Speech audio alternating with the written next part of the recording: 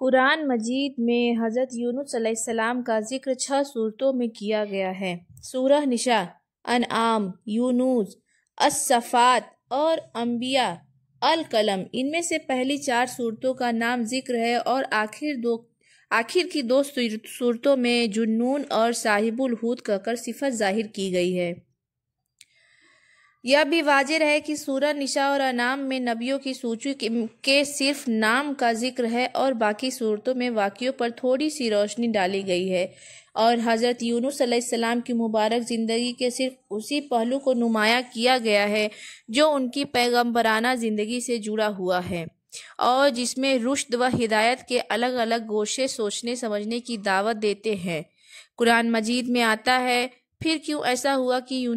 یونس کی قوم کی بستی کے سوا اور کوئی بستی نہ نکلی کہ عذاب نازل ہونے سے پہلے یقین کر لیتی اور ایمان کی باتوں سے فائدہ اٹھاتی۔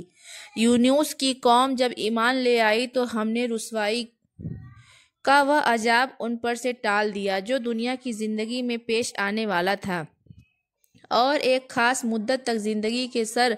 و سامان سے فائدہ اٹھانے کی مہلت دے دی۔ اور جنون، یونس کا معاملہ یاد کرو، جب ایسا ہوا تھا کہ وہ حق کے راستے میں گھبرا کر چلا گیا، پھر اس نے خیال آیا کہ ہم اس کو تنگی میں نہیں ڈالیں گے، پھر جب اس کو آزمائش کی تنگی نے آ گھیرا تو اس نے مچھلی کے پیٹ میں اور دریا کی گہر اندھیریوں میں پکارا، اللہ تیرے سوا کوئی معبود نہیں، تیرے لیے ہر کی پاکی ہو،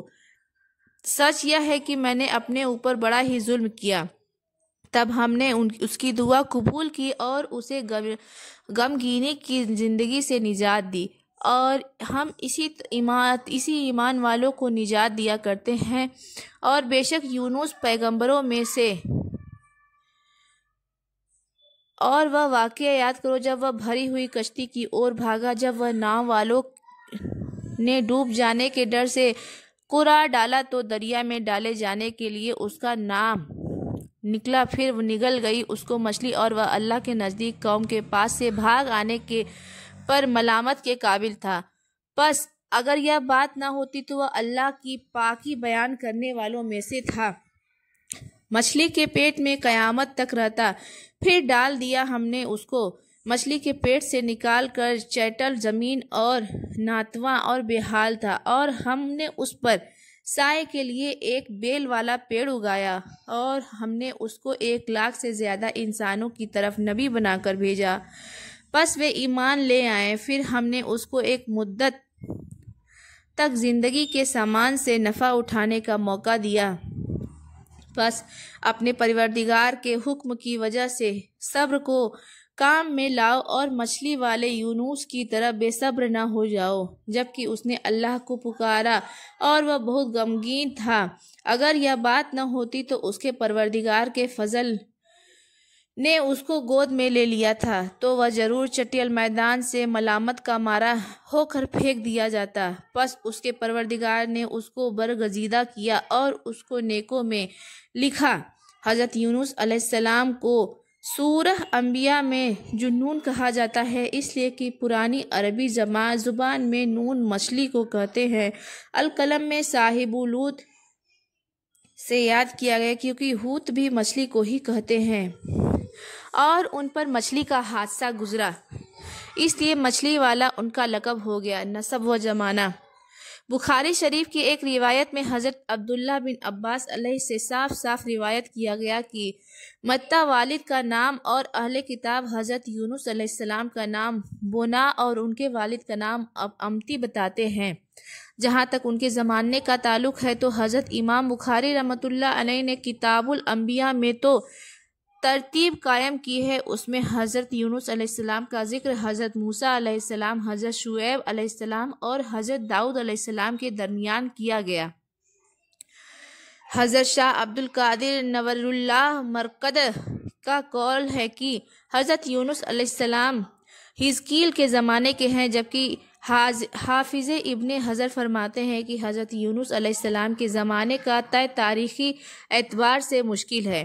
حضرت مولانا حفیظ الرحمن رحمۃ اللہ علیہ کا خیال ہے کہ حضرت شاہ عبد القادر رحمۃ اللہ علیہ کا قول صحیح معلوم ہوتا ہے، واللہ عالم۔ عراق کے مشہور و معروف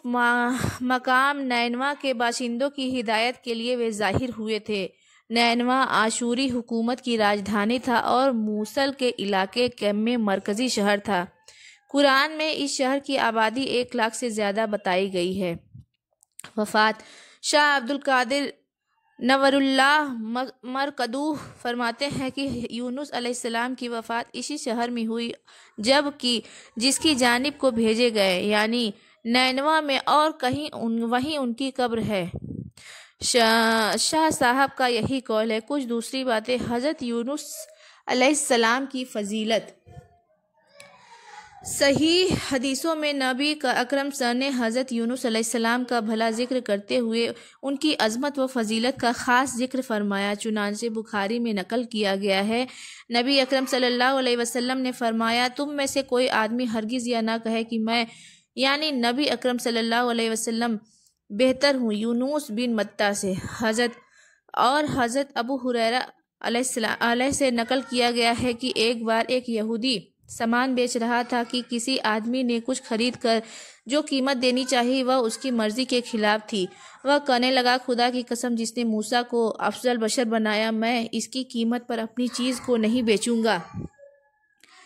ایک انصاری نے یہ بات سنا تو غصے میں یہودی کو ایک تماچا رسید کر دیا اور کہا، تو ایسی بات کہتا ہے کہ جبکہ ہمارے درمیان نبی اکرم صلی اللہ علیہ وسلم موجود ہیں۔ یہودی فوراً دربار رسالت میں حاضر ہوا اور فریاد کرنے لگا، ابو القاسم، جبکہ میں آپ کے عہد اور ذمے میں ہوں